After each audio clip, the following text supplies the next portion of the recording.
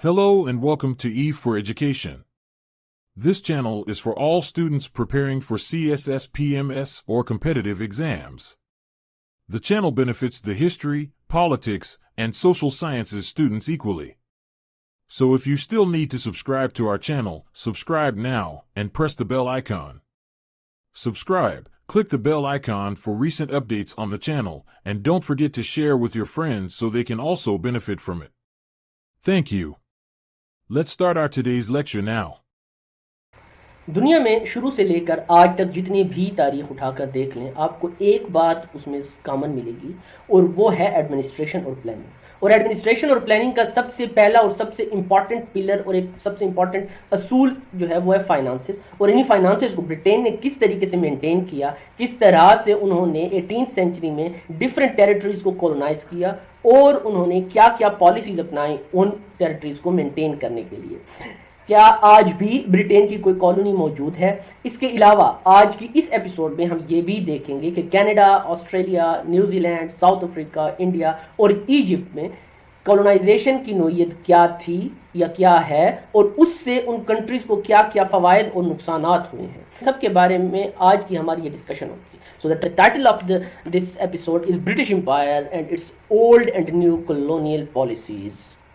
تو سب سے پہلے ہم لوگ دیکھ لیتے ہیں کہ کولونائزیشن ہوتا کیا ہے. 18th سینچری میں یورپین کانٹیننٹ میں ایک ٹرینڈ بہت عام تھا, اور وہ ٹرینڈ یہ تھا کہ around the globe territories acquire کرنا تھی, mainly on the basis of their military and naval might, اور ان ٹیریٹریز کو آربیٹریلی کنٹرول کیا جاتا تھا via mother country for the benefit of the mother country. ان کیپچرڈ ٹیریٹریز کو کالونیز کہا جاتا تھا, جبکہ کیپچر کرنے والی کنٹریز کو کولونیل پاور کے نام سے جانا جاتا تھا. برٹین نے کولونیل پاور کا ورڈ اپنے لیے استعمال کرنے کی بجائے برٹش امپیریلزم کا ورڈ استعمال کیا اپنے لٹریچر میں. اگر ہم یو ایس ہسٹری کو بھی غور سے دیکھیں تو اس میں بھی ہمیں سیم یہی امپیریلزم کا ورڈ فار یو ایس جو ہے وہ استعمال ہوتا نظر آتا ہے, لیکن وہاں پہ اس کا جو یوز ہے وہ ڈفرینٹ ہے. U S imperialism is not like British imperialism.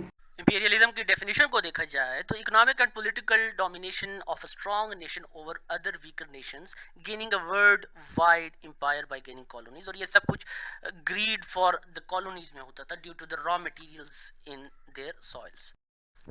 Old colonial policy کا آغاز جارج II کے ٹائم پر شروع ہوا تھا, جبکہ یہی امپیریلزم میچور ہوئی تھی جارج III کے ٹائم پر, and it was necessitated due to the sudden growth of British colonies, جس کی وجہ سے برٹین کو بہت فائدہ ہو رہا تھا owing to new business and trading opportunities. اور اسی ضمن میں ایک 7 years وار بھی ہوئی تھی فرام 1757 ٹو 1763, جو کہ پالیسی کا پیک تھا. دراصل اس وقت لوگوں کو اپنی اکنامک گینز کے لیے وار جسٹیفائڈ لگتی تھی, and they believed in the efficiency of the war that could bring more commercial benefits for the British merchants. So اس جنگ کے دوران برٹن یہ ڈیسائیڈ کیا کہ وہ اپنے کمرشل گڈس کے لیے فرانس سے لڑیں گے فار دیئر امپائر اوورسیز. اس جنگ میں شاندار کامیابی کے بعد برٹش کے لیے بہت سے اور ٹریڈ کے مواقع بھی کھل گئے. بعد ہم لوگ بات کر لیتے ہیں کمپوننٹس آف کولونیل پالیسی.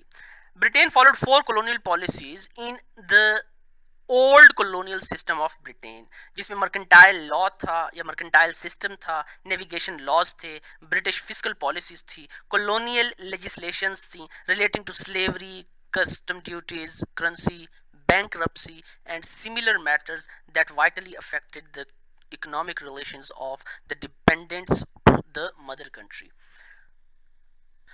اس کے بعد ہمارے پاس پرنسپلز آف کولونیل ٹریڈ آ جاتا ہے, جس میں سب سے پہلے مرکینٹلزم ہے. کالونیز کو گورن کرنے کے لیے ان کو گورنرز, کرنلز اور کیپٹنز کے تھرو گورن کیا جاتا تھا, جو کہ نامینیٹڈ ہوتے تھے by the British government, and they were not answerable to the local people and their elected ریپرزینٹیٹیوز.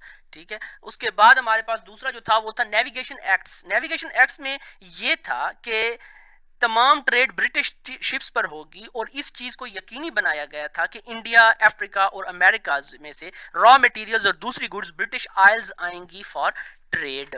اس کے بعد ہمارے پاس جو اگلا آ جاتا ہے وہ آتا ہے ایکسپینشنزم, اور انہی یہ جو اوپر ہم لوگوں نے پرنسپلز ان کے ڈسکس کیے ہیں اسی کی بنیاد پر یہ تمام کولونیل ایکسپینشن انہی ٹریڈ بینیفٹس کو ذہن میں رکھ کر کی گئی تھی.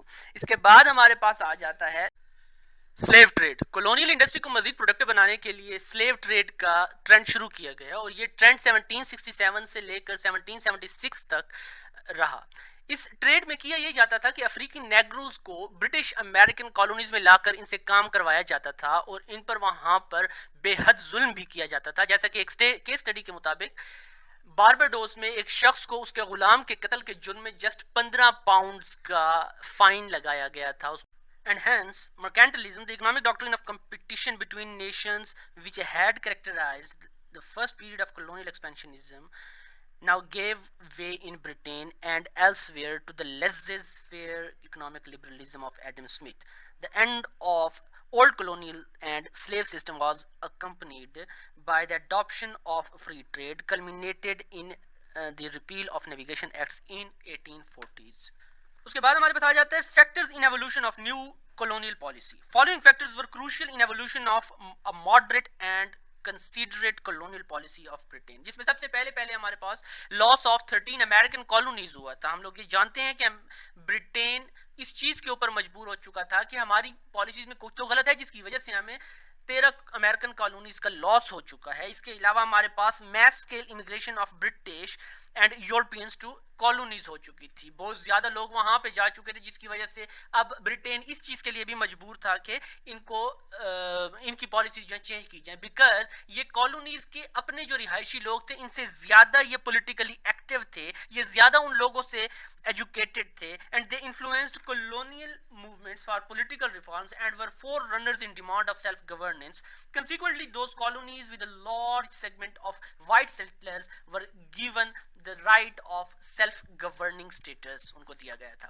نیو امپیریلزم فلسفی آ چکی تھی جس میں یہ تھا کہ جے اے ہابسن جو تھے انہوں نے یہ کنکلوڈ کیا تھا that overseas markets offered a higher return on investment owing to their cheap labors, limited competition and abundant raw materials. Thus financial interests were the key driving force in the new imperialism. اس کے علاوہ ہمارے پاس Lindsey مولزورتھ تھے جنہوں نے encourage کیا government کو to introduce self government in the colonies. اس کے it was regarded as the Magna Carta of the colonies. Durham report جو کہ 1839 میں آئی تھی caused a major policy change in British colonial system. Self government was subsequently introduced in many colonies. ٹھیک ہے, اس سے یہ ہوا تھا.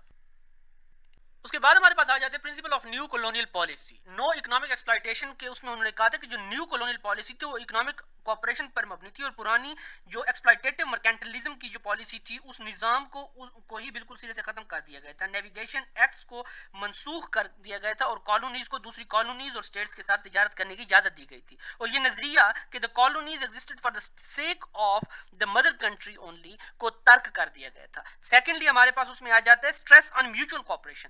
برٹش نے یہ محسوس کیا تھا کہ انہیں ان کالونیز پر کامیابی سے حکومت کرنے کے لیے عوام کی تعاون کی ضرورت ہے. انہوں نے 13 امریکن کالونیز کے نقصان سے سبق سیکھا تھا. ان دو پازیٹیو پوائنٹس کے علاوہ جو تھرڈ تھوڑا سا نیگیٹو پوائنٹ تھا وہ تھا کمپیریٹیو ایڈوانٹیج کی اس ٹائم کی تھیوری تھی. ڈیوڈ ریکارڈو نے یہ فرسٹ ٹائم یہ تھیوری ڈسکرائب کی تھی in his book on the principle of political economy and taxation, جس میں یہ تھا کہ جو کالونی جس چیز میں زیادہ وہ اچھے طریقے سے اس کو بنا سکتی ہے, مینوفیکچر کر سکتی ہے, وہ صرف ایک ہی وہی پروڈکٹ بنائے گی, اس سے زیادہ نہیں بنائے گی. اور اس طریقے سے کیا ہوگا کہ دو ممالک کے درمیان جو ایک جس چیز میں ان کی اسپیشلٹی ہے وہ چیز بنا کے اور وہ آپس میں جب ٹریڈ کریں گے تو دونوں کے لیے جو ہے وہ اچھے مواقع پیدا ہوں گے. تو اتنے اچھے خیالات جو اوپر کی دو ہم لوگ اگر نو اکنامک ایکسپلائٹیشن اور اسٹریس آن میوچل کوآپریشن کو دیکھ لیں تو اس کے بعد بھی یہ ایشو تھا کہ انہوں نے کمپیریٹیو ایڈوانٹیج کی جو تھیوری تھی اس کو وہاں پہ انہوں نے لاگو کیا ہوا تھا. اور ایک ان کے اوپر پھر بھی ریسٹرکشنز تھی کہ وہ اپنی مرضی سے سب کچھ نہیں بنا سکتے تھے, بلکہ جو چیزیں ان کو پھر برٹین کہتا تھا کہ جی you are good at it تو وہ آپ لوگ وہی بنا سکتے ہیں, اس کے علاوہ آپ نہیں بنا سکتے, تو وہ اسی چیز کے پابند کچھ کالونیز پھر بھی رہی تھی. اس کے علاوہ ایک اور جو پالیسی تھی جس کا ہم کچھ حد تک آج ہم لوگ اس کو بھگت رہے ہیں وہ تھی divide and rule strategy. British نے کالونیز میں ایتھنک, ریلیجیس اور جو ریشیل آئیڈینٹیٹیز تھیں ان کے درمیان جوڑ توڑ کے ان کو ڈیوائڈ کرنے کی پالیسی پر عمل کیا. اس پالیسی کی حوصلہ افزائی کی گئی تھی کہ کولونیل سبجیکٹس کو تقسیم کر کے رکھا جائے تاکہ وہ برٹش کولونیل رول کے خلاف اکٹھے نہ ہوں. تقسیم اور حکمرانی کی یہ کلاسک پالیسی کو کولونیل رول کے خاتمے کے ساتھ ہی تنازعات کی میراث چھوڑ گئی تھی. جیسا کہ ایک پاکستان میں آج بھی اگر ہم لوگ دیکھیں تو شیعہ سنی کا ایک فساد جو ہے وہ ایتھنک رائٹس بہت زیادہ ہو رہے ہیں. اس کے علاوہ جو ریلیجیس اس کے اوپر بہت زیادہ وہ ہو رہے ہیں کہ جی پنجابی کی پٹھان سے نہیں بنتی, بلوچی کی سندھی سے نہیں بنتی, اس طریقے سے شیعہ کی سنی سے نہیں بنتی, دیوبندی کی بریلوی سے نہیں بنتی, اہل حدیث کی باقی سب سے نہیں بنتی. تو یہ جو ایک ڈیوائڈ اینڈ رول کی ایک اسٹریٹجی تھی اس کی یہ ایک لیگیسی ہے جو کہ آج بھی ہم لوگ اس کو بھگت رہے ہیں. اس کے علاوہ ہمارے پاس سیلف گورنمنٹ آ گئی تھی. سیلف گورنمنٹ میں ہمارے پاس کیا تھا کہ انگلش نے سیلف گورنمنٹ کی پالیسی پر عمل کیا. کالونیز جہاں وہ ترقی پسند اور جن کو وہ ترقی پسند اور مہذب سمجھتے تھے انہیں سیلف گورنمنٹ دی گئی. زیادہ تر معاملات میں یہ زیادہ تر جو کیسز تھے ان میں ان کالونیز کو سیلف گورنمنٹ کا رائٹ دیا گیا جہاں پہ وائٹ سیٹلرز تھے, جہاں پہ ان کے اپنے انگریز جو تھے وہ آ کے بسے ہوئے تھے, جن پر انگریز یا دیگر یورپی نسلوں کی حکومت تھی. مندرجہ ذیل کالونیز جو ہیں جیسے کینیڈا 1867 میں, آسٹریلیا 1901 میں, پھر نیوزی لینڈ 1907 میں, نیو فاؤنڈ لینڈ 1907 میں, جنوبی افریقہ یا جس کو ہم لوگ ساؤتھ افریقہ کہتے ہیں created of union of South Africa تھی, وہ 1910 میں ہوئی تھی. اس کے برعکس پسماندہ جو لوگ تھے, جو پسماندہ لوگوں کی جو کالونیاں تھیں ان کو خود حکمرانی یا سیلف گورنمنٹ کے لیے نااہل سمجھا جاتا تھا. ان میں زیادہ تر مقامی آبادی پر مشتمل تھی جس میں بہت کم سفید فارم تھے یا جو وائٹ سیٹلرز تھے وہ تھے. زیادہ تر جو تھے وہ افریکنز اور جو ایشین کالونیز تھیں اس نظریے کے تحت ان کے ساتھ یہ سلوک کیا جاتا تھا. So this was all about today's lecture. Thank you guys. See you next time. Allah Hafiz. And this was all about today's lecture. See you next time.